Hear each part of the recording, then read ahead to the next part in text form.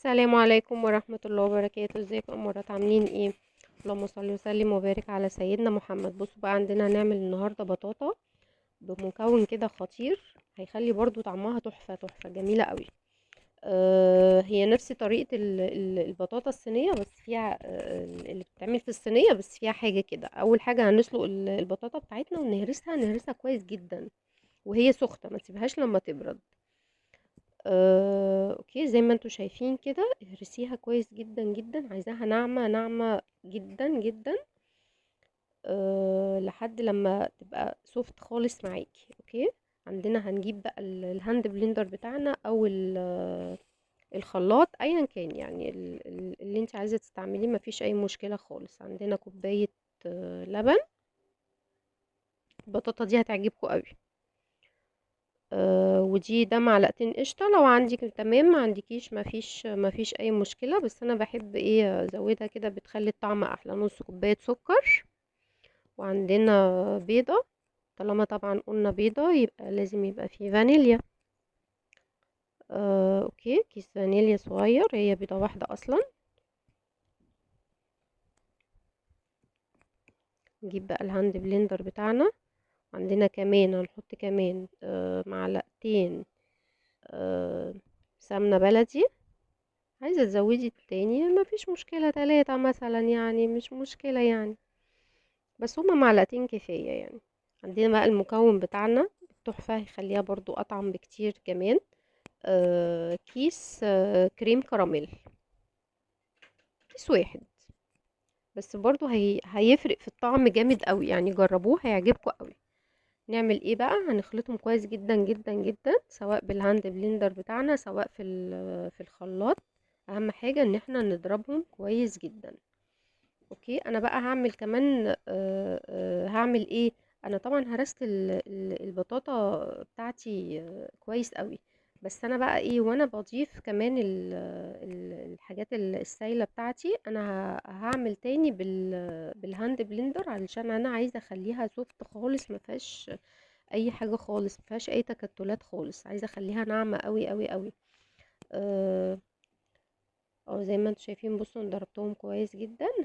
هصبهم بقى على البطاطا بتاعتي. هقلبهم كويس جدا جدا. وهحاول برضو ان انا ايه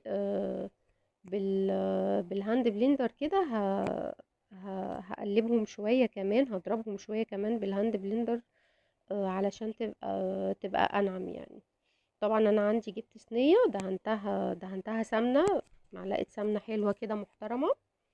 وسخنت الفرن. طبعا احنا لما بنيجي نعمل اي حاجه في البوتاجاز، مبدئيا كده لازم نسخن الفرن بتاعنا، ما ينفعش نحط الحاجه بتاعتنا واحنا لسه مشغلين الفرن.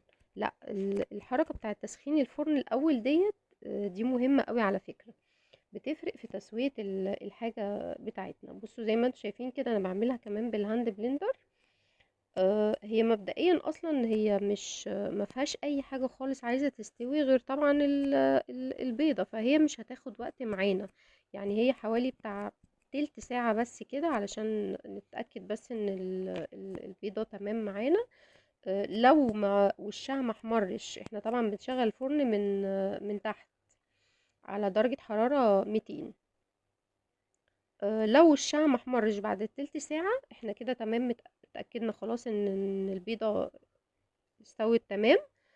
هنشغل الشواية تحمر لنا الوش بتاعها. وانا عملت كده بالفعل، انا بعد ما عدت تلت ساعة لقيت وشها لسه محمرش، رحت مشغلة الشواية عليها.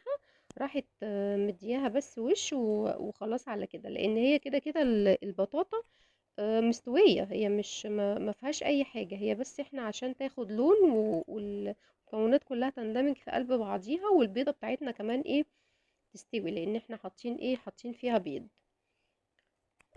جربوها هتعجبكم قوي قوي بجد.